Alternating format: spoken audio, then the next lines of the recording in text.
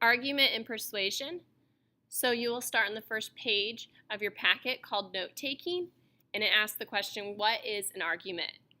When you hear the word argument, you may think of angry people shouting heated statements at each other, but in formal speaking and writing, a good argument is not emotional.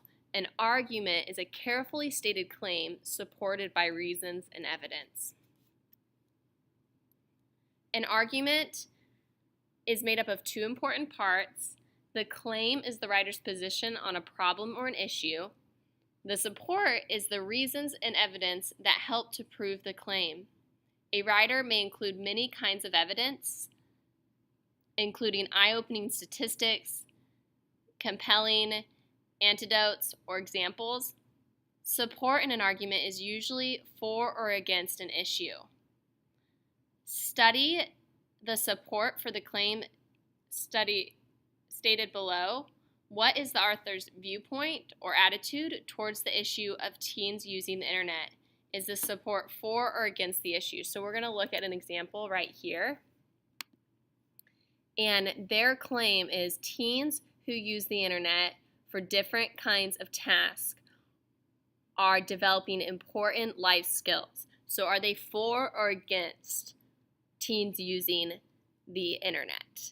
I would say for, because they're saying that they're developing important skills. But let's check our supports to make sure if that's correct. So their evidence is listed in these three boxes right here. So the first one says, using the internet for research can help teens become experts at finding information.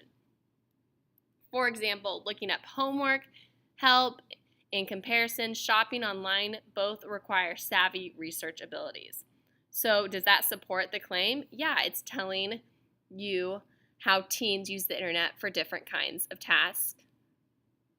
Support 2.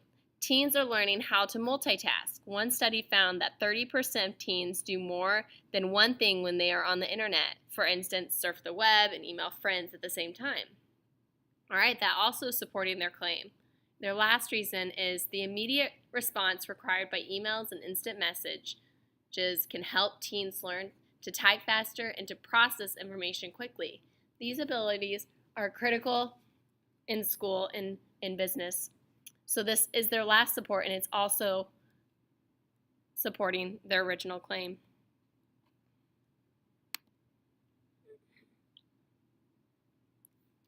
So we're going to take a look at this article right here. This article is from Humane Teen. It's a website that educates students about important issues involving animal rights and the environment. And we are going to want to look for what the claim is in this article and what different types of evidence they have to support it. Power in numbers, why student clubs are so effective. One person can do a lot for animals and the earth. So what's the point of starting a club? That's simple. When people work as a team, they can accomplish much more. Here's why. A group has more people to make calls, write letters, hand out flyers, and get the word out about pressing issues. Trying to solve problems by yourself can be difficult and frustrating. But when you're part of a club, you can support and encouragement from other club members. A group of people speaking with one voice often has more influence than a single person.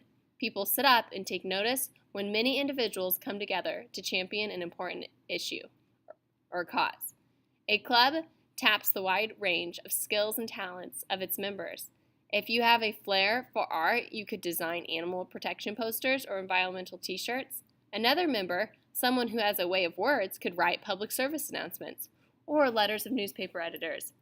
Other club members might be dynamic speakers, through researchers or good organizers. Your projects will be successful because of the efforts, experience, and creativity of all your club members. So we're looking at this article and we're trying to figure out what is the author's claim. Well, we can find the author's claim right up here. Student clubs thrive because people come together and work as a team. Okay, so right here we can see that in their first paragraph they state the claim.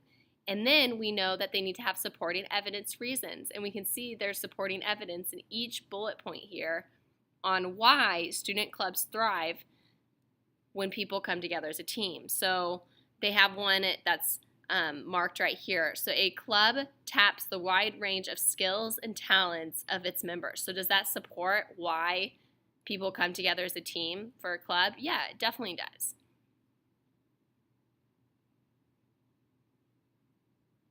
So let's go back to your notes.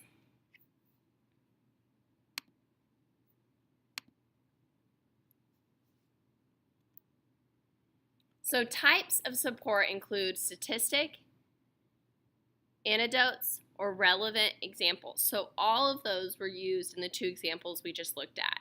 They said statistics, like in the teens who use internet for different kinds of tasks.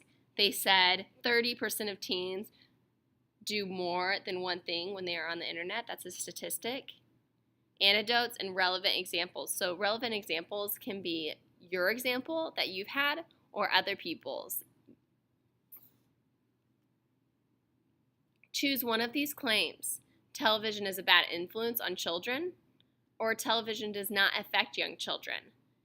In the box below on your notes, you're going to fill in the diagram with the claim you choose. So you're going to take this claim on your notes, you're going to move it down to the bottom in that box, and you're going to write that claim, and then you're going to give it 2 pieces of evidence before moving on to your second page of note-taking.